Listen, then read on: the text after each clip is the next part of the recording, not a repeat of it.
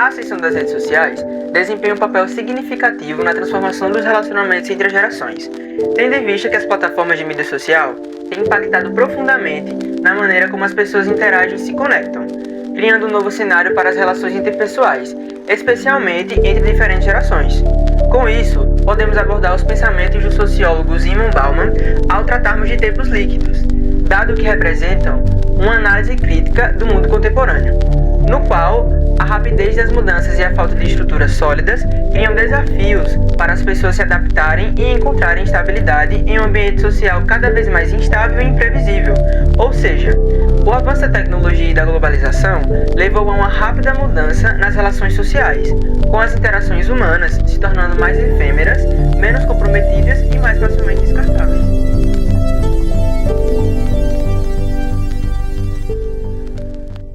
Meu nome é Yasmin, eu sou arte educadora do Museu de Arte Popular da Paraíba, sou também estudante do segundo período de Psicologia na UFPB. Eu sou José Andrade Costa Filho, mas todo mundo só chama de Andrade. Sou do Departamento de Psicologia, leciono no segundo período, no quarto e no sétimo. Tenho um doutorado em Psicologia Social, estou aqui há séculos, há um bocado de tempo. Me chamo Paulo, atualmente estou no sexto período, representante do ICA. Meu nome é Tiago, sou professor aqui do Departamento de Psicologia e psicólogo há 10 anos. Formei aqui na UFPB, atualmente eu estou no mestrado em Psicologia da Saúde e tenho uma jornada aí de 9 anos trabalhando com políticas públicas e agora há 3 anos no ensino da psicologia. Meu nome é Mayara, eu estudo Psicologia e eu estou no sexto período. Um outro processo de relação. Eu participei de um TCC que envolvia a questão das mídias, que era a questão do impacto da pornografia para os estudantes do sexo masculino. Como isso vem afetando esse uso. Hoje você quase não conversa com as pessoas, presencial. Você fala digital o tempo todo. E você tem que estar constantemente com o celular na mão, porque então você não se atualiza sobre a conversa com quem você está conversando e também sobre o que está acontecendo no mundo. Eu tenho uma certa dificuldade. Eu vivo também, como todo mundo, sou afetado pela mídia. Mas assim, às vezes passa mensagem e eu só vou ver de noite. Às vezes eu deixo o celular em casa, inconsciente, mas com desejo de que ele fique. E eu venho para a escola e não trago o celular. Aí eu só vou saber das notícias ou dos relacionamentos e contar com as pessoas em casa. Eu acho que isso limitou as relações. As pessoas são mais digitais do que presenciais. Acho que as relações são bem diferentes hoje em dia das relações de antigamente. A gente viu muito isso também, não só as redes sociais, mas acho que o uso da tecnologia durante o contexto pandêmico, de usar as redes sociais, os meios de comunicação em virtude das aulas. Mas eu acho que afetou assim as relações que a gente tem hoje. Eu penso que o pessoal não interpreta muito bem o conceito de Bauman, né? Modernidade líquida, que as relações elas não duram e não foram feitas para durar. E a gente basicamente utiliza esse exemplo muito em relações amorosas, assim, de você acabar indo de relacionamento em relacionamento de em um período muito curto de tempo. Só que o conceito de modernidade líquida é bem mais amplo. Não só diz respeito às relações amorosas, mas qualquer tipo de relação. Relação social, relação de amizade, relação de trabalho, relação familiar. Então, acho que as redes sociais acabam impactando, né, nessas relações também. É um tanto paradoxal a gente usar a tecnologia. Ao mesmo tempo que ela aproxima, afasta. Como assim? Antigamente era muito difícil você manter um contato com um familiar. Antes de rede social, antes do advento da internet, então era vezes por carta. Então, às vezes você mandava uma carta que demorava semanas para chegar, para ter notícias de algum familiar. Porque hoje é muito fácil você entrar em contato com um familiar, questão de segundos. Um familiar que mora em outro país, em outro estado, em outra cidade. Mas ao mesmo tempo que ela aproxima, eu acho que ela afasta afetivamente, assim. Acho que não tem mais aquele contato afetivo como tinha antigamente. Eu acho que antes, tanto pela questão da idade, porque eu era mais nova, quanto pela questão de, tipo assim, você não tem uma rede que facilita você se comunicar, eu acho que antes você conseguia aprofundar muito mais suas relações, tipo, de amizade mesmo. Eu acho que antes você conseguia, tipo, conversar mais vezes, por mais tempo com as pessoas, pessoalmente, sem necessariamente estar com um objeto na mão, ou verificando outras mensagens, ou verificando outras coisas, porque às vezes você está conversando com alguém e você fica meio entediado, aí você vai dar uma mexida assim no celular e volta, e enfim, eu acho que modificou nessa parte, porque antes você conseguia conversar mais profundamente sobre algumas coisas que hoje você talvez não consegue, ou você não tem paciência, muitas vezes, tipo assim. Eu disse que as redes sociais, elas aproximam e distanciam. Eu acho que aproximam porque você consegue conversar com muitas pessoas ao mesmo tempo, digamos assim, que você tem a facilidade de responder. Mas, ao mesmo tempo, ela distancia porque às vezes você não consegue aprofundar essas relações, você não consegue aprofundar a conversa com as pessoas. Às vezes você está conversando com alguém, você não consegue manter o olhar, ou você não consegue manter a conversa ali, você tem que ter alguma outra distração, porque a gente está viciado em o tempo todo estar clicando e rolando tela, então acho que isso influencia muito. Na rede social eu costumo dizer que eu sou mais um voyeur. Eu sou mais uma pessoa de observar. Assim, eu não tenho muita essa relação com publicar, com postar. Geralmente meu contato com as redes sociais versa muito nessa perspectiva de observar, olhar o que está sendo dito, sendo postado. Eu acho que um dos efeitos dessa exposição é muito esse movimento de você ser capturado. E às vezes faz com que você esqueça o entorno. Então, a depender do que você está vendo e do quanto aquilo te interessa, eu sinto que às vezes isso produz uma espécie de invisibilidade do que está no entorno. Então, às vezes está acontecendo algumas coisas no meu entorno, mas eu estou interessado numa coisa, num vídeo, em algum podcast, alguma coisa que está acontecendo aqui. Então, acho que isso produz meio que uma captura de interesse, que aí a rede social ela permite múltiplas experiências e a realidade permite aquela experiência que você está ali. Então eu posso, muitas vezes, sofrer de um certo apagamento do que está no meu entorno por um super interesse numa coisa que está ali acontecendo na rede social. Acho que todo mundo frequenta em algum nível, né? Eu acho que a rede social ela começa a impactar quando ela começa a ocasionar muita ansiedade ou acabar interferindo negativamente no seu dia a dia. Acho que todo mundo usa a rede social hoje em dia. E até as pessoas que não usam, elas acabam se sentindo ansiosas pelo fato de não estarem inseridas nesse contexto. Eu acho que a rede social ela interfere de uma forma global, assim, de como a gente percebe as outras pessoas. Eu acho que às vezes a gente conhece muito superficial a outra pessoa e às vezes a gente acaba entrando num processo de mostrar na rede social só aquilo que é positivo, aquilo que é agradável para a rede social, para as pessoas que vão ver o que eu posto. Então, eu acho que a gente, quando utiliza a rede social, a gente acaba por utilizar, na maioria das vezes, como uma forma de maquiar a nossa vida. A gente acaba mostrando a nossa vida mais positiva e benéfica do que realmente é. E, na verdade, quase sempre é uma exposição, assim, um tanto fantasiosa e mentirosa dessa vida que a gente quer mostrar. Porque a gente tem hoje uma geração que ela nasceu com as redes sociais. Ela já nasceu com a internet. Então, ela não sabe o que é não ter. Então, modificou no sentido de que eu acho que eu vivi experiências muito mais profundas com pessoas, sobretudo na minha infância, no começo da minha adolescência, justamente porque não tinha essa mediação da rede social. Então, se eu queria ver um amigo, eu tinha que ir na casa dele. Se eu queria conversar com ele, a gente precisava marcar algum lugar. E aí, hoje em dia, esse movimento mesmo de ter um acesso maior, às vezes banaliza. Às vezes você dá um oi e você não desenvolve uma conversa muito profunda. Então eu acho que um efeito do surgimento das redes sociais foi nos permitir contato com pessoas que antes a gente não tinha, mas de algum modo a gente também não valoriza mais isso. Porque assim, encontrar um amigo que demorava muito esse encontro, tinha todo um aproveitamento, a gente aproveitava o máximo que a gente podia ter daquele encontro. E hoje em dia eu posso mandar um áudio, eu posso fazer uma videochamada. Então, é tão acessível que às vezes não é mais especial. É banal. Às vezes alguém liga para você e faz, vou nem atender. Isso é um efeito muito desse movimento de ter em excesso que a rede social nos proporciona.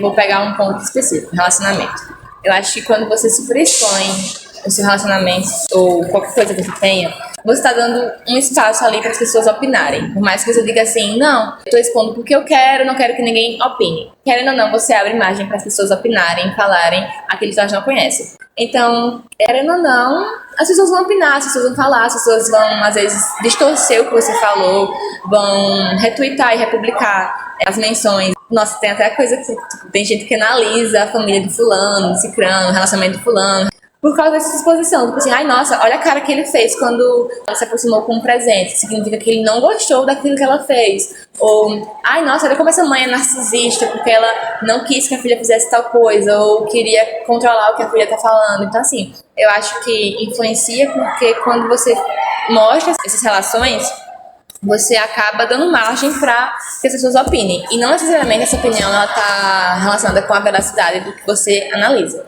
Então, acho que tem esse risco. É um tiro no pé, na verdade. Porque quando você expõe uma coisa e as pessoas falam sobre isso, você vê outras perspectivas do que você não via antes.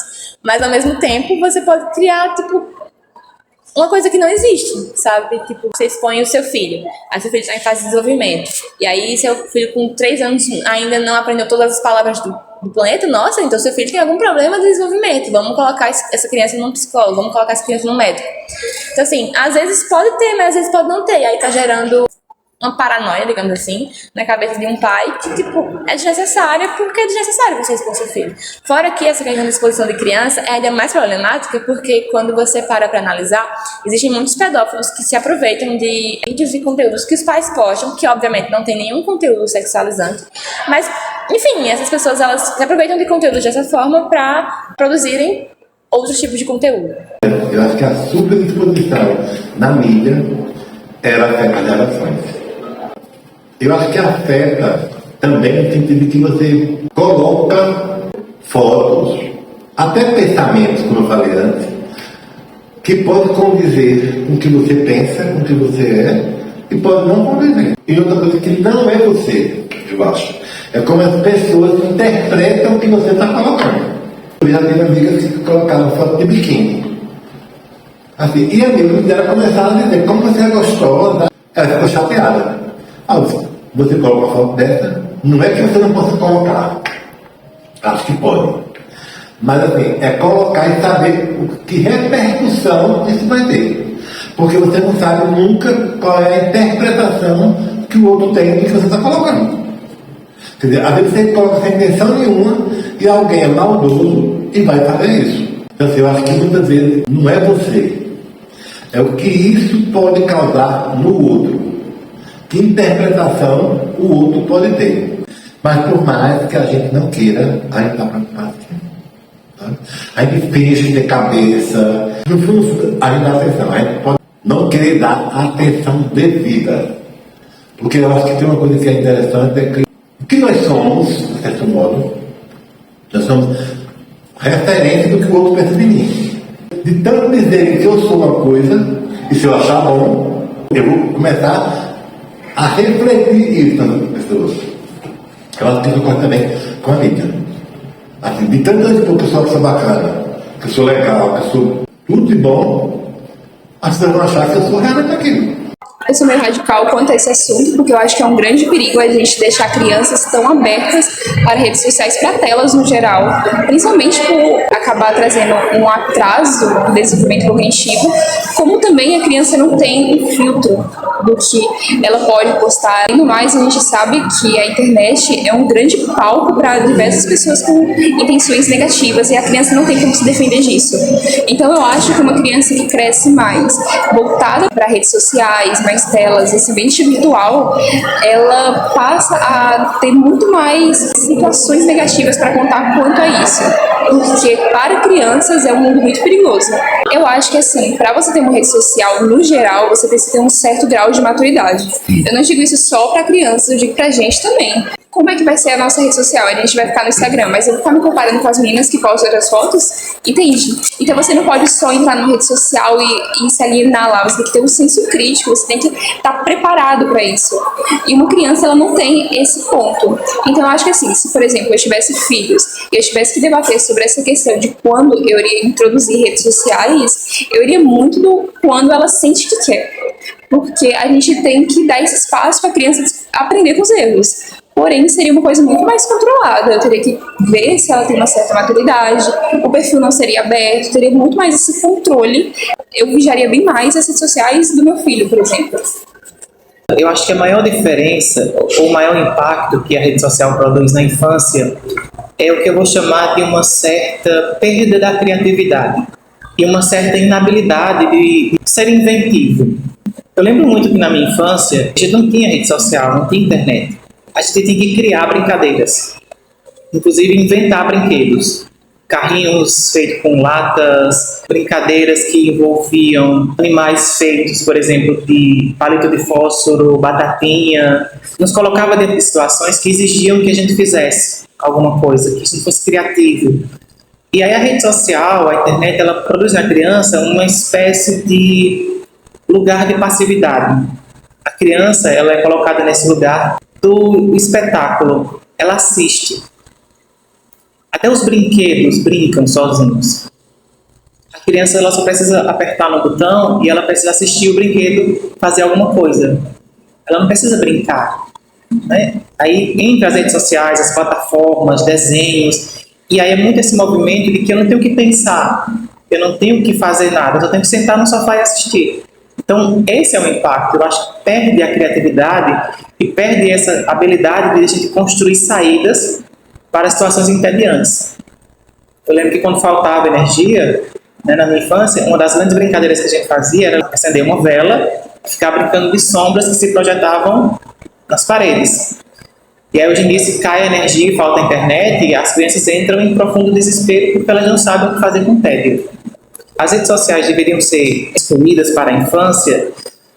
É uma pergunta complexa, mas eu acho que a pergunta antes dessa deve ser assim: para que serve uma rede social e se de fato a criança tem necessidade dela?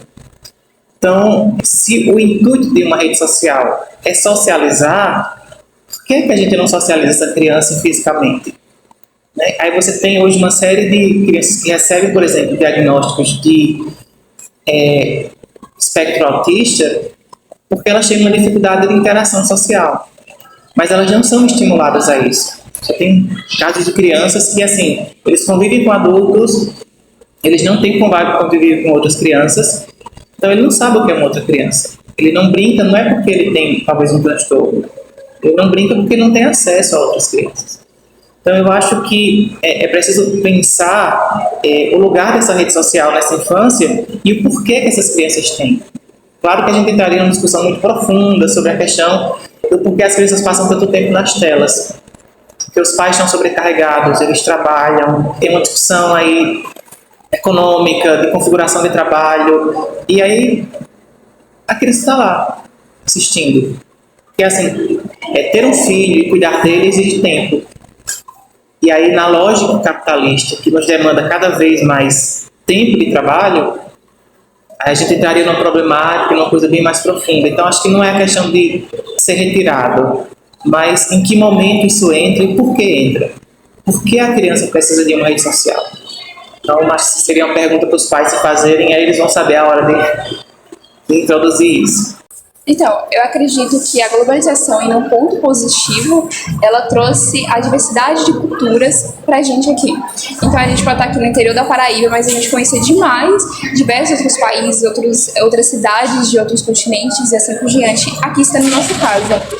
E um ponto negativo disso é justamente isso, porque a gente acaba se prendendo ao exterior e não focando no hoje, no que a gente está vivenciando agora. Então, a gente fica preso a outros países, a gente fica preso a outras culturas, a outros cantores, mas não valoriza, por exemplo, um cantor local, um ponto turístico da nossa própria cidade, ou então até uma conversa com um amigo que está do lado, por exemplo. Então eu acredito que esse seja um ponto negativo. Eu acho que uma das coisas principais é o isolamento das pessoas. Das pessoas não conversarem mais, não se sentirem perto, próximas. Eu acho que essa mídia distancia as pessoas. Eu acho que assim, eu tenho uma dificuldade grande, sabe? Eu gosto muito de música. Mas eu gosto do CD. Do CD no meu mão, um carro que eu leio, saber quem está tocando, quem é o compositor, quem está cantando, quem fez o arranjo. Aí eu vou estudar no Spotify, nem tem essa coisa. Não sei baixar, também não me interessa. Não gosto, eu não me dou bem e não tenho interesse nem motivação nenhuma para isso. Eu só quero aprender o básico. Esse acesso à cultura, eu acho que facilita. Mas isso eu compreendo que isso é uma certa evolução da sociedade. Quer dizer, era vinil no meu tempo. Eu tenho vinil em casa ainda. E adoro. Eu acho que isso dificulta. Tá? Além disso, culturalmente é caro. Um vinil é R$150. Eu gosto de uma coisa que seja prática para mim. Tem pessoas que têm acesso e não sabem utilizar a mídia. Eu sou delas.